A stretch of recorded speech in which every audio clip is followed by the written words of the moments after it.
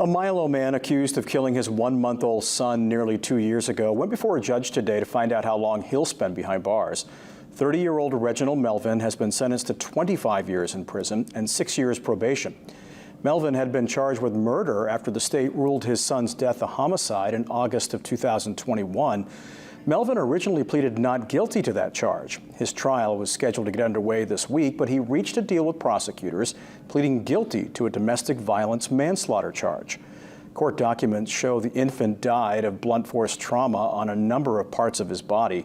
Melvin's attorney says pleading guilty to the manslaughter charge was in his client's best interest. You get desensitized to these pictures, a one-month-old infant, these are not nice. These are always very difficult cases, especially in light of the fact that there are two people present in the home at the time of the child's death.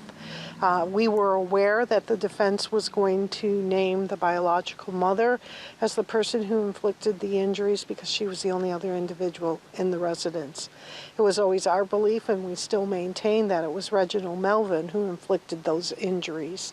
But to ensure that he would be held accountable for his son's death, this was a good result. Court records show Melvin does have a history of domestic violence assault. The baby's mother said she contacted the Department of Health and Human Services expressing concerns about the safety of her son and young daughter due to threats made by Melvin to kill the family. According to her report, DHHS and the caseworker never returned her call or visited her home. According to a report from Maine DHHS, the number of child deaths in Maine increased to 25 in 2021, the highest recorded number of deaths in the state dating back to 2007.